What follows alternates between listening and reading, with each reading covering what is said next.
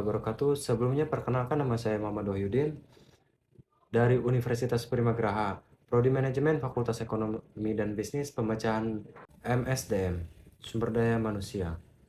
Dari semester 6, NIM saya 6120 1230 394. Di sini saya akan memenuhi tugas UAS mata kuliah Manajemen Kinerja yang diampu oleh Bapak dosen Bapak Muhammad Teguh Setiadi, SE, MM, CTMP, CMC, CPGAM, CPLM, CIB. Pada kesempatan kali ini saya akan membahas materi mengenai manajemen kinerja yang terdiri dari 5 pembahasan utama, yaitu yang pertama, teknik evaluasi pekerjaan dan sistem penghargaan. Yang kedua, review dan umpan balik dalam manajemen kinerja. Yang ketiga, teknik strategi pengelolaan kualitas dan produktivitas. Yang keempat, pengukuran kinerja, pengembangan karir, dan teknik wawancara. Yang kelima, akuntabilitas kinerja pemerintahan, governance, dan indikator kinerja utama atau IKU. Kelima materi ini saling berkaitan karena semuanya bertujuan meningkatkan kualitas kinerja individu maupun organisasi. Baik, kita mulai saja ke materi yang pertama, yaitu teknik evaluasi pekerjaan dan sistem penghargaan. Pada materi pertama dibahas mengenai evaluasi pekerjaan dan sistem penghargaan atau reward system. Evaluasi pekerjaan adalah proses menilai nilai atau tingkat satu jabatan dalam organisasi. Tujuannya agar setiap pekerjaan memperoleh penghargaan yang sesuai dengan tanggung jawab, tingkat kesulitan, serta kontribusi terhadap perusahaan. Dengan demikian, perusahaan dapat menciptakan sistem pengajian yang adil dan transparan. Selanjutnya, terdapat konsep Pay for Performance, yaitu sistem pemberian kompensasi berdasarkan hasil kerja atau pencapaian karyawan. Artinya, semakin baik kinerja seorang, maka semakin besar penghargaan yang akan diterimanya. Sistem ini mendorong karyawan untuk bekerja lebih maksimal karena usaha mereka dihargai sesuai dengan prestasi yang dicapai. Komponen remunerasi. Sistem remunerasi terdiri dari beberapa komponen, yaitu ada gaji, yaitu balas jasa utama yang diterima karyawan secara setiap periode sebagai kompensasi atas pekerjaan yang dilakukan. Yang kedua ada insentif, yaitu tambahan penghasilan yang diberikan ketika karyawan berhasil mencapai atau melalui target kerja tertentu. Yang ketiga, bonus, yaitu penghargaan yang diberikan perusahaan dan pencapaian kinerja yang sangat baik. Biasanya dibayarkan pada periode tertentu.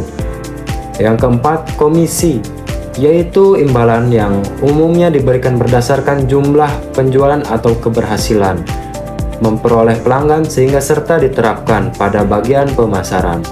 Yang kelima, benefit, yaitu fasilitas atau keuntungan tambahan yang diberikan perusahaan seperti asuransi kesehatan, fasilitas berdasarkan pelatihan atau program kesejahteraan lainnya.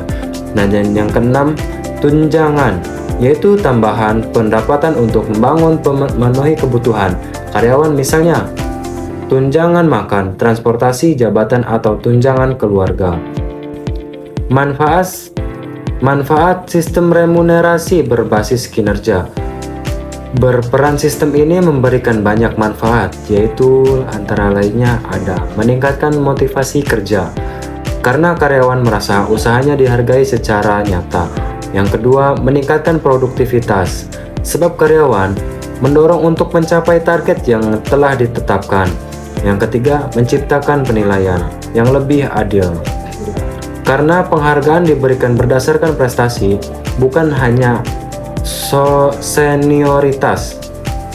Yang keempat, mempercepat pengembangan karir karena karyawan yang memiliki kinerja baik memiliki peluang lebih besar untuk mendorong promosi jabatan.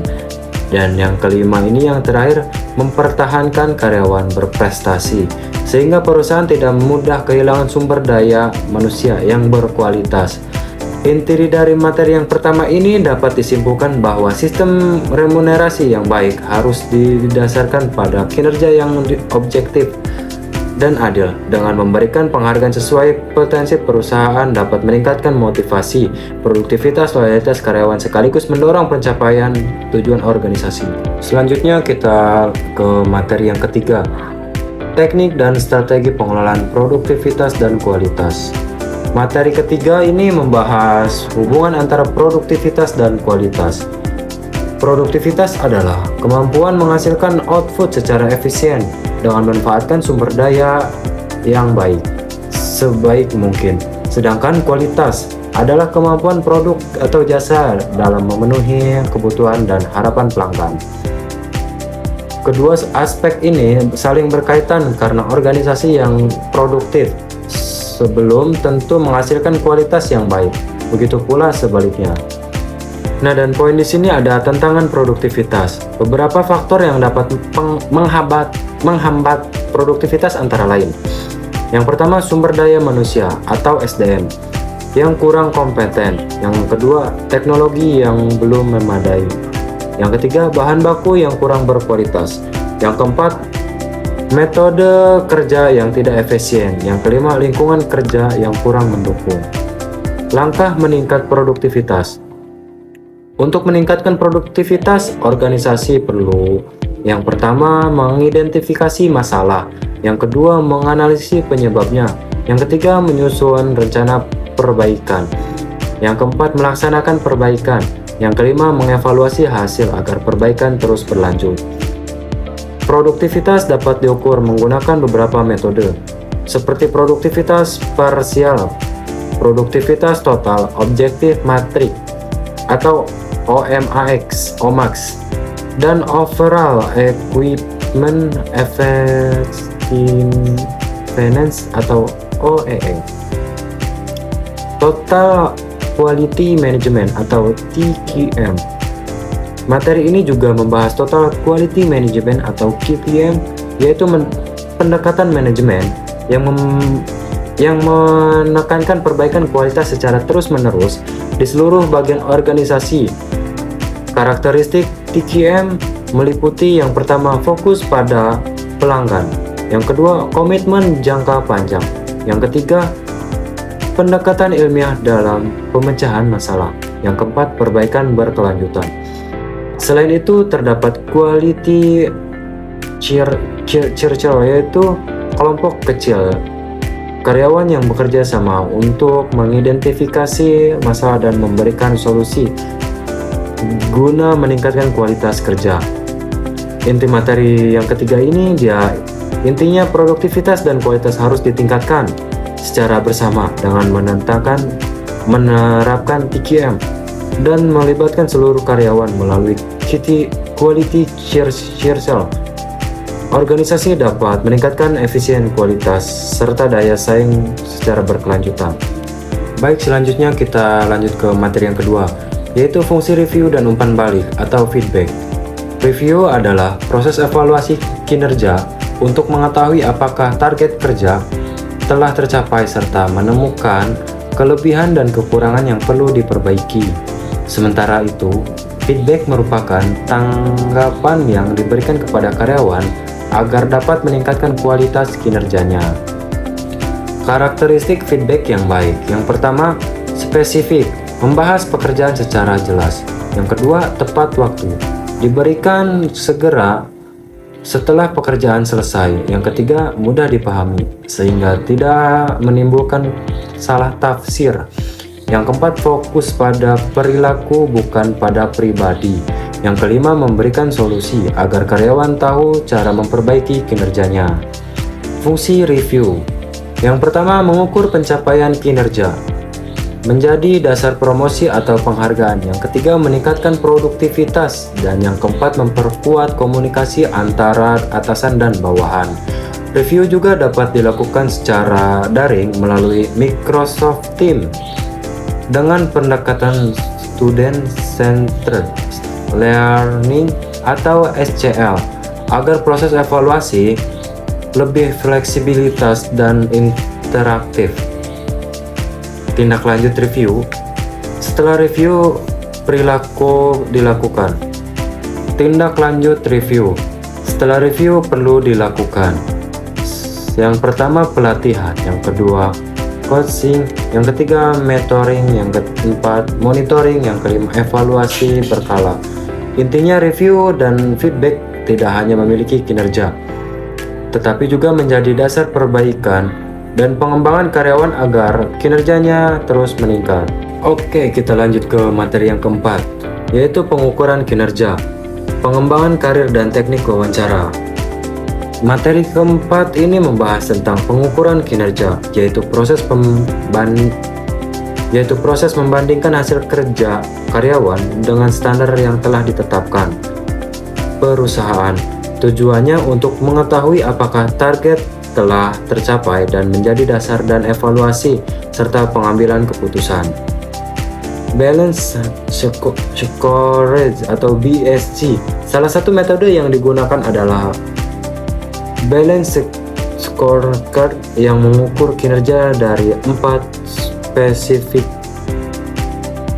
yang mengukur kinerja dari 4 perspektif, yaitu yang pertama keuangan untuk menilai pencapaian finansial perusahaan, yang kedua pelanggan untuk mengukur kepuasan dan loyalitas pelanggan, yang ketiga proses bisnis internal untuk melihat efektivitas proses kerja, yang keempat pembelajaran dan pertumbuhan untuk membangun kompetensi SDM dan organisasi.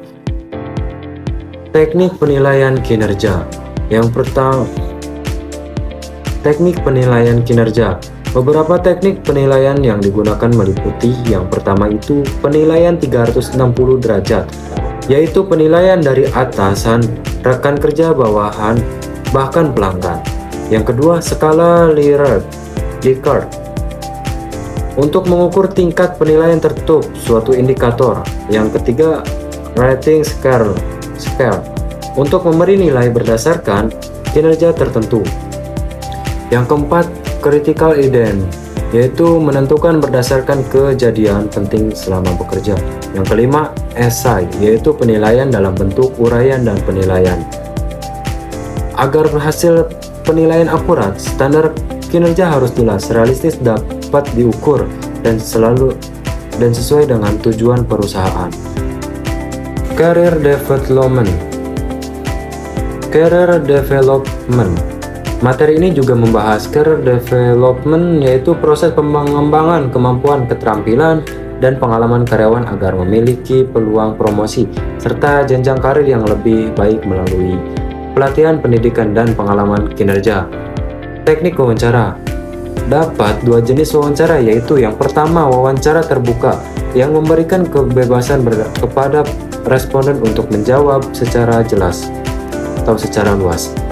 Yang kedua, wawancara tertutup yang menggunakan pertanyaan dengan jawaban yang sudah dibatasi. Setelah wawancara selesai, dilakukan evaluasi hasil, dokumentasi, verifikasi data, penyusunan laporan, dan pengambilan keputusan. Namun proses wawancara juga memiliki beberapa hambatan, seperti interviewer biasa kurangnya persiapan, komunikasi kurang efektif, responder yang gugup, serta keterbatasan waktu. Inti materi yang keempat ini intinya pengukuran kinerja yang objektif, pengembangan karir yang terarah, serta teknik wawancara yang baik akan membantu organisasi memerlukan informasi yang akurat sehingga dapat pengambilan keputusan dapat dalam pengelolaan sumber daya manusia.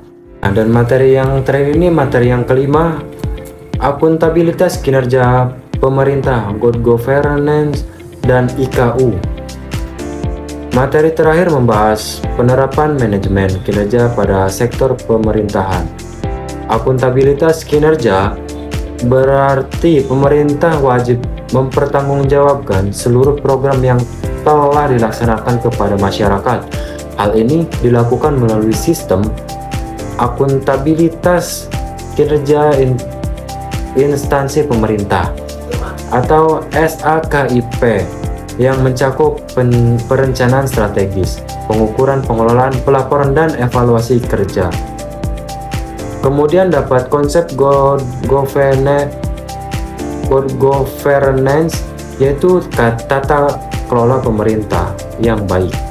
Prinsip good governance meliputi yang pertama, akuntabilitas, yang kedua, transparansi, yang ketiga, responsibilitas, yang keempat, ketataan terhadap hukum.